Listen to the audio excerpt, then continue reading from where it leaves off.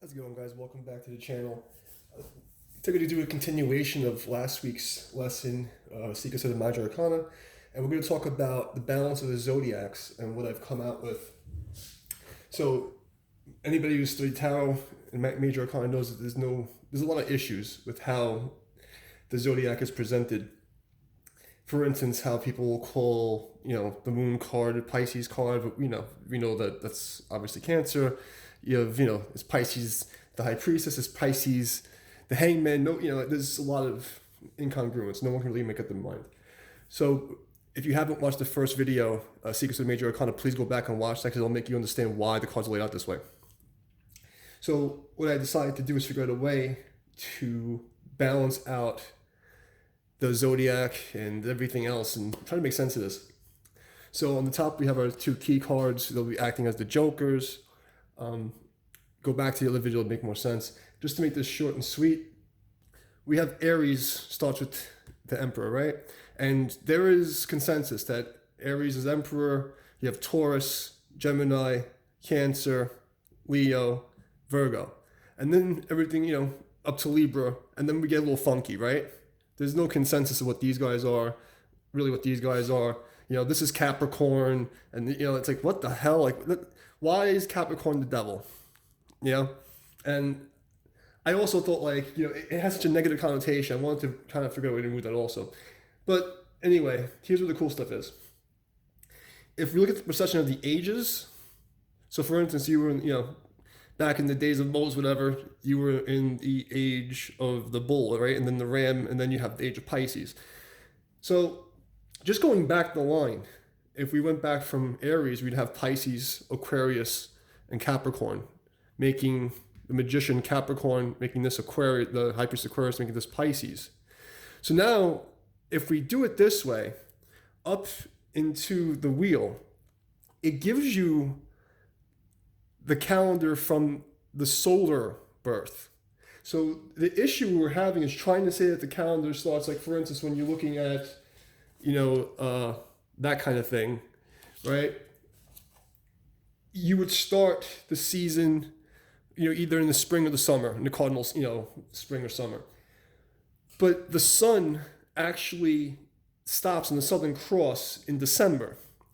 If you look at it from a farmer's perspective, that December time, the 21st to the 3rd, when the sun dies on the cross, in the Southern Cross, this is when the sun is first being birthed into reality, and you can start germinating seeds, getting ready, right, for basically Aquarius, and then Pisces seasons, and everything is germinating, and this is where the command to plant into the ground is given, right? And then at this point, when you get to here, 7 and 8, this is your major farming months, and then over here in the Hermit, this is like, all right, well, we're looking back at everything we did, and now that the end change of season's coming, this is where the farming is about to go to shit. And then we have the Hangman, where we go and we hang our corn and we hang our vegetables to dry them out for the winter. And then we have the death cycle, right? The 13th month. If you look at the issue with the calendar, we have a solar calendar and a lunar calendar happening at the same time. We have a 364-day calendar and a 365.25 calendar happening at the same time.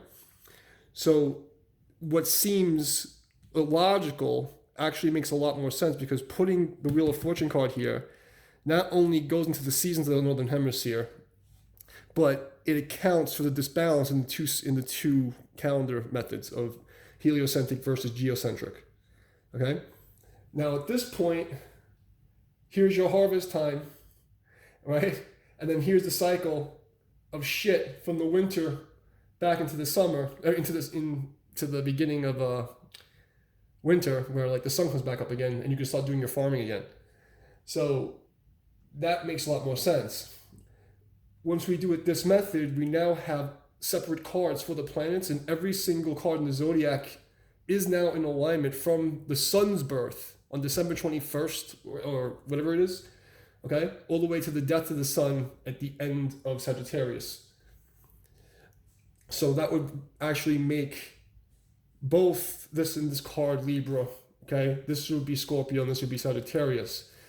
And you say, well, why? Because the death of the sun. The death of the sun in the sign of the Southern Cross. Now you have your Temperance and your Devil. Here we have Jupiter, Saturn, Mars, Venus, Moon, Sun,